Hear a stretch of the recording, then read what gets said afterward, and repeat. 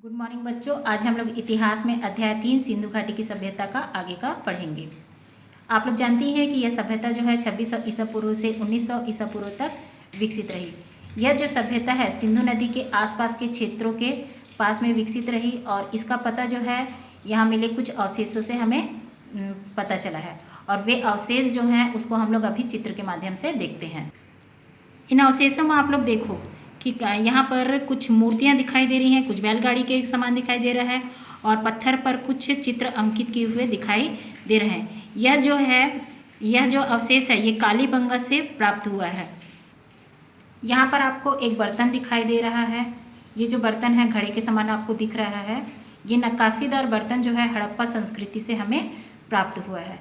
इसके अलावा हमें कुछ और भी अवशेषों का पता चला है, जैसे कि मोहनजोदड़ो से प्राप्त यह स्नानागार के बारे में आप लोग पढ़ ही चुके हो।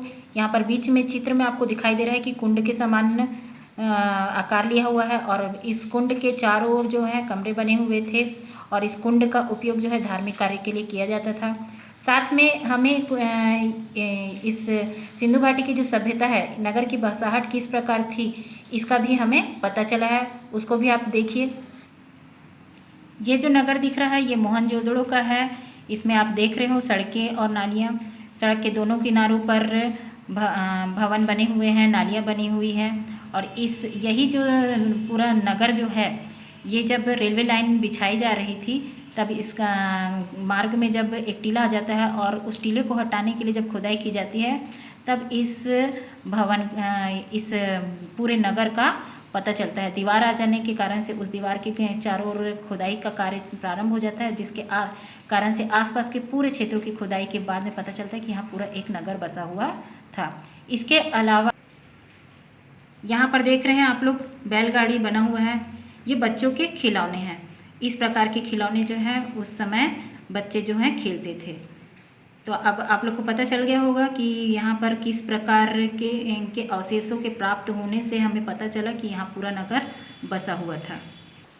अब हम लोग सिंधु सभ्यता के खान पान और रहन सहन के बारे में पढ़ेंगे कि यहाँ के लोग जो है उनका रहन सहन किस प्रकार का था और उनका खान पान कैसा था, इसको हम लोग अब देखते हैं। सिंधु सभ्यता के लोग जो थे वो गेहूँ, जौ, तिल, दूध, मांस, मछली आदि खाते थे। वे सूती एवं ऊनी कपड़ों का प्रयोग करते थे।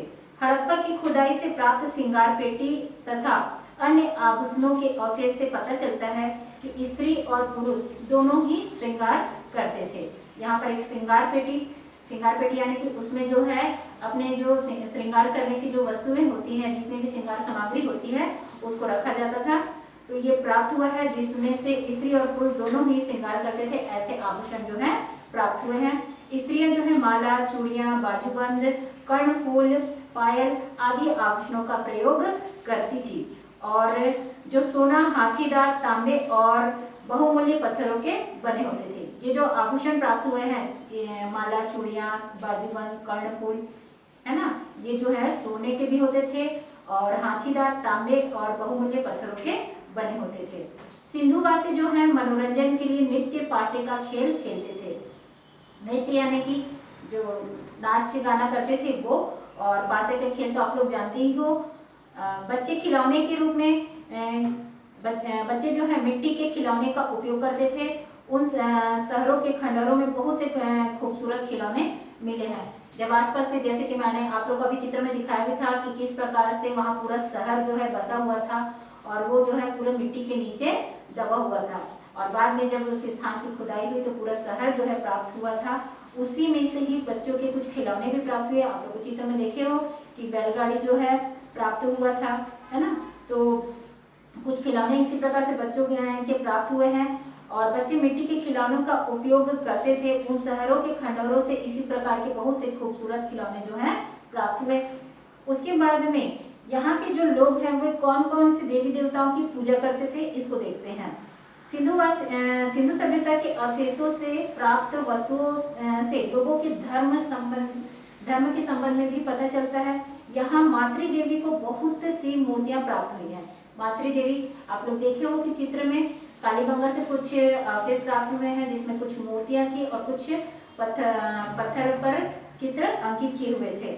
जिनसे यह मतलब जिन्हें यह माना जाता है कि मातृ देवी की पूजा करते थे।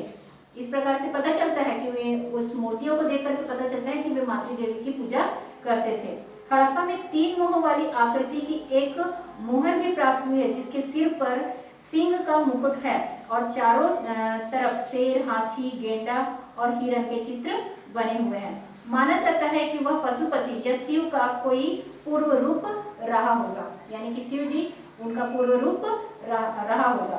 खुदाई से प्राप्त अधिकांश मोहरे और बर्तन में पीपल के पेड़ और कई तरह के पशुओं के चित्र बने हुए हैं। जो यहाँ पर खुदाई से कुछ बर्तन प्राप्त हुए हैं, जैसे कि आप लोग देखें मोहनजोदड़ो से कुछ मटके का आकार का दिखा, नक्काशीदार दिख रहा था। वैसे ही यहाँ पर कुछ बर्तन ऐसे भी प्राप्त हुए हैं जिसमें से पीपल का पेड़ या फिर कई तरह के पशुओं के चित्र जो है उन जो बर्तन है उसमें बने हुए हैं। एक मुहर में कुबड़दार बैल का चित्र मिला हुआ है। इन बातों से लगता है कि वे वृक्ष पूजा और पशु पूजा भी करते थे। यानी कि अभी के समय में जैसे कि हम लोग वट वृक्ष की पूजा करते हैं, पीपल के वृक्ष की पूजा करते हैं, वैसे ही उस समय भी लोग जो थे वे वृक्षों की पूजा करते थे, पशुओं की पूजा करते थे। जैसे कि हम लोग अभी गौ माता की पूजा करते हैं। पीपल उनका प्रमुख पूजनीय वृक्ष था। सिंधुवासी मृतकों का अंतिम संस्कार भी करते थे। संभवतः वे शवों को जमीन में गाड़ देते थे। ये जो यहाँ पर दिया हुआ है, सिंधुवासी जो है मृतक का अंतिम संस्कार भी करते थे। जैसे कि हम लोग अभी के समय में जानते ही हैं कि किसी की जब मृत्यु हो जाती है तो उनका अंतिम संस्कार किया जाता है। कुछ लोग जो है उनका अंतिम संस्कार जो है जलाकर करते हैं, कुछ लोग मिट्टी में दफना कर करते हैं, कुछ लोग ताबूत में शव को रख करके जमीन में दफनाते हैं। तो वैसे ही उस समय भी इसी प्रकार के संस्कार जो हैं किए जाते थे। इस यहाँ पर सिंधुवासी जो है मृतक संस्कार जो है कई प्रकार से करते थे। कुछ लोग मतलब जमीन में इसी प्रकार से दफनाते थे, कुछ लोग शवों को जलाते भी थे और कुछ जो है पहले क्या करते थे उसको खुले स्थान पर छोड़ देते थे और पक्षी जो है उस अवशेषों को खाते थे और बचा हुआ जो अवशेष रहता था उसको किसी मिट्टी के बर्तन में रख करके जमीन में दफना दिया जाता था। इस प्रकार से वे शवों को जमीन में दफनाते थे।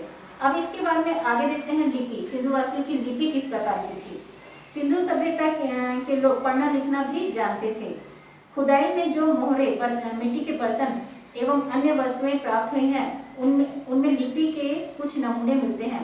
यह चित्र लिपि है, मतलब चित्रों के द्वारा वे एक दूसरे से बातें करते थे, चित्र बना करके। जैसे कि हम लोग अभी लिपि का प्रयोग करते हैं, वैसे वे चित्र लिपि का प्रयोग करते थे।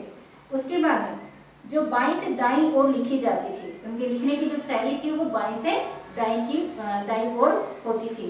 दुर्भाग्य से इस लिपि को आज तक पढ़ा नहीं जा सका है। जैसे कि यहाँ पर हम लोग पहले भी यहाँ पर पाठ में पढ़े थे कि सबसे प्राचीन लिपि क्या थे इस समय का, तो प्राकृत लिपि और इसके बारे में हम लोग पढ़े थे। वैसे ही यहाँ पर जो लिपि प्राप्त हुआ है इस लिपि को अभी तक नहीं पढ़ा जा सका है। अतः हमें उनकी पढ़ाई लिखाई के बारे में सही जानकारी नहीं मिल पाई है। अब इसके बाद में अंत में हम लोग देखते हैं सिंधु सभ्यता का अंत किस प्रकार से हुआ। इतनी विकसित सभ्यता का अंत कैसे हुआ, यह बहुत ही महत्वपूर्ण प्रश्न है कि किस प्रकार पूरा का पूरा शहर जो है मिट्टी के नीचे दब गया। अगर इसको सोचे तो बहुत ही मतलब गहराई से सोचे तो लोग जो है बहुत सी बातें जो है इसके बारे में कहते हैं। तो ऐसा जैसे विद्वानों का यहाँ पर मानना भी है कि यह विषय आज तक रहस्यमय बना हुआ है कि इतनी बड़ी सभ्यता का अंत जो है कैसे हुआ। किंतु ऐसा माना जाता है कि किन्हीं कारणों से उनका शहरी जीवन धीरे धीरे कमजोर होता गया। लोग ऐसे काम धंधों में लगने लगे जिसके लिए शहरों में बसकर रहना जरूरी नहीं रहा होगा। इस कारण इन शहरों की आबादी घटने लगी होगी और शहर समय के साथ नष्ट हो गए होंगे। वहाँ रहने वाले लोग छोटे छोटे गांव में रहने लगे होंगे, क्योंकि वहाँ का पूरा जो शहर था वो क्या था, पूरा पक्के मकान थे। तो पक्का मकान इतनी जल्दी तो टूटता नहीं है। जब वहाँ पर क्या होगा, बसाहट धीरे धीरे कम होने लगेगी तो क्या होता है, मकान जो है जर्जर होने लगता है और धीरे धीरे टूटने फूटने लगता है, और उसके बाद में धीरे धीरे करके किसी भी प्रकार की प्राकृतिक आपदा आने के कारण से वो शायद मिट्टी के नीचे दब गई होगी। और कुछ विद्वानों का यह भी मानना है कि बाढ़ या भूकंप जैसे किसी प्राकृतिक उथल पुथल के कारण सिंधुवासी धीरे धीरे उस स्थान को छोड़कर चले गए होंगे। ठीक है, ये सभी बातें सुनकर बच्चों को बहुत आश्चर्य हुआ। सब सिंधु घाटी के शहर कैसे थे, कैसे खत्म हुए होंगे, इन बातों पर चर्चा करते हुए अपने अपने घर चले गए। इस प्रकार से ये पाठ जो है यहाँ पर समाप्त होता है, और आप लोग अब जान ही गए होंगे कि सिंधु घाटी की सभ्यता जो है कैसे विकसित हुई थी, कहाँ विकसित हुई थी और किस प्रकार से इस सभ्यता का अंत हुआ। तो पाठ से संबंधित प्रश्न उत्तर है उसको मैं आप लोग को व्हाट्सएप के माध्यम से बताऊंगी।